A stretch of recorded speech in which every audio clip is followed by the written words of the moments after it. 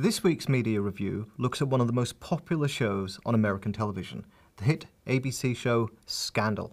Scripted by one of Hollywood's most famous screenwriters, Shonda Rhimes, who is also the screenwriter behind the top-rated television show Grey's Anatomy, Scandal is perhaps the epitome of Obama-era popular culture. The show is all about upper-middle-class professionals, politically connected lawyers and spin artists who work on a series of problems each week that they vow to make disappear for their rich and successful clients. It's not that they don't care about the poor, working class people, it's just that those people are invisible and couldn't afford their fees anyway. In this case, the professionals are a somewhat mysterious team of almost superhero fixers led by the highly capable, manipulative and iron-willed hero, Olivia Pope, played by Kerry Washington. Pope embodies the television trope of the guile hero, someone who consistently prevails through her intuitive genius and her ability to manipulate the bad guys. Pope is based upon the real-life personage of Judy Smith, press aide to George Bush Sr., who is, like the president in the fictional universe of Scandal, a moderate Republican by today's standards. Smith went on to put together a crisis management firm rather like the one in the show, and she is a co-executive producer on the program, so the series can be seen as one huge vanity project. This is also where the show's politics are flagged up. First of all, Scandal is colorblind. The lead star is a black woman involved in a complex relationship with a white Republican president. This is, as the New Yorker points out in their article Primary Colors, the first network TV drama with a black female lead character since 1974. Yet there is almost no direct reference to race in the storylines. Almost everything that happens in the show is tacitly structured by race. The only enduring storyline is the romantic relationship between Pope and President Grant, who is not just white himself, but sits at the apex of a power structure built by white supremacy. But if this is supposed to make any difference to events, as it would in life, it is the subject of an artful silence. Second, its explicit political commitments are those of the president who, though a white Republican, could just as well be Obama. They're socially liberal, but otherwise utterly conservative and utterly orthodox. Third, the show makes a lot of its ostentatious feminist commitments. While race is strangely subdued, gender is foregrounded throughout the series. But it's a strange kind of feminism that often falls back on sexist cliches. Finally, insofar as the show is focused on two elite worlds, that of crisis management for rich delinquents and that of a venal Oval Office, the portrait it offers of the American ruling class is strangely both admiring and repulsive. In the first series, the show is traditionally patriotic. Take episode 4 of season 1 about El General, or General Flores, a political freedom-hating leftist dictator who is also a sworn enemy of the United States. The character is evidently modelled on the standard American fantasy of Hugo Chavez. Of course, El General. Who is it? General Benicio Flores. Otherwise known as ruthless, repressive, political freedom-hating, police brutality-loving South American leftist dictator. And sworn enemy of the United States. The story at first seems to slightly humanize Flores, who, despite ranting in a typical caricatured fashion, is also the evident target of a kidnapping plot when his wife and child go missing. It transpires that his wife was not kidnapped, but fled because she didn't love him anymore, and feared him too much just to walk away.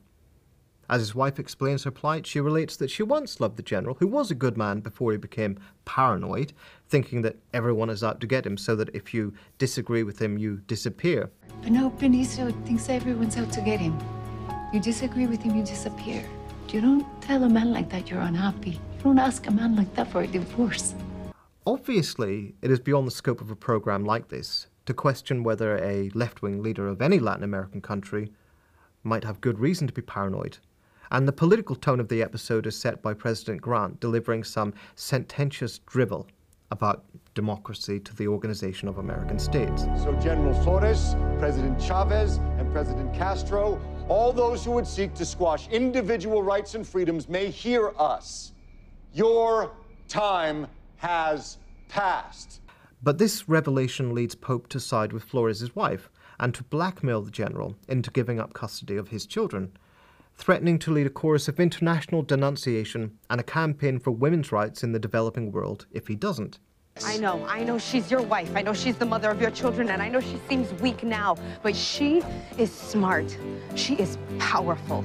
And smart, powerful women like Carolina, they don't curl up and hide when they've been wounded. They strike back by writing memoirs and appearing on talk shows and at benefits and on red carpets, talking about women's rights in the developing world and how babies were ripped from her arms by a ruthless dictator who can't run a family, much less a country.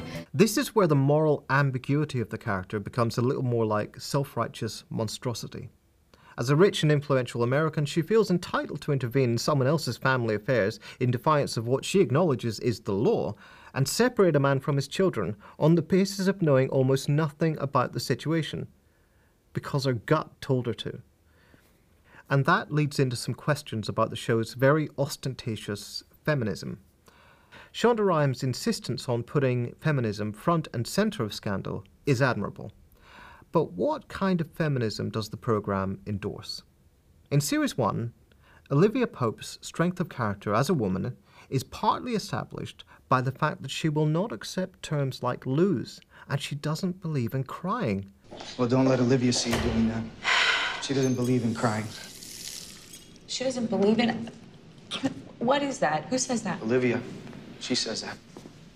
This sounds a lot like the culture of a testosterone-driven college locker room, but that's in part because at heart, Olivia Pope is the embodiment of the entrepreneurial ethic. In Series 3, the show introduces Montana Congresswoman and would-be presidential candidate Josie Marcus, played by Lisa Kudrow. She is baited in coded language as being somehow not good enough to be president, and Marcus delivers a cutting rebuke to her interlocutors, defending herself against the misogynist. It's not about experience, James. It's about gender. Reston's saying, I don't have the balls to be president, and he means that literally. It's offensive. It's offensive to me and to all the women whose votes he's asking for. But the way in which she does so is, again, surprisingly macho.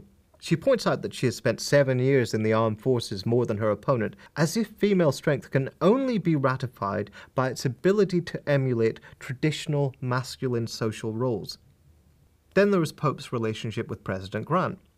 If ever there was a relationship that was thoroughly conventional in gender terms, this is it. For while Pope is powerful, it turns out in Season 3 that she dreams of nothing more august than being married to Grant and bearing his children.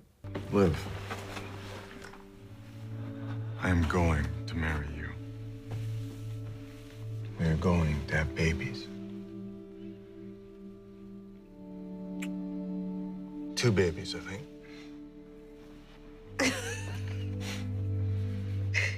Ultimately, the supposed feminism of the programme is at first very upper class and career-oriented, and in the end, very conservative and very traditional. The basic fantasy structuring the show, far more important than the supposed feminism, is that race doesn't matter. It's easy to see why some reviewers are impressed by the colourblindness of the affair. As a reviewer in the Huffington Post put it, as I watch Olivia and Fitz's steamy, passionate affair play out before me, it doesn't even dawn on me what a prominent interracial relationship this is. Finally, we meet a strong character who is undefined by racial background. Anyone can be her. Anyone can relate to her. However, this identification is bought quite cheaply. After all, why is it so difficult for someone who isn't black to identify with a character who not only is black, but experiences all the difficulties that that brings? And why can't American television deal with that? Why has it taken this long even to have a black female lead? Doesn't this in itself belie the colourblind fantasy?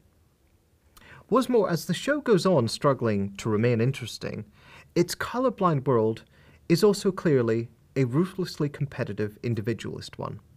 It's not just that everyone is at least amoral, such as the President's Chief of Staff, Cyrus Bean, whose actions range from vote rigging to ordering the murder of a White House aide whom Grant has got pregnant.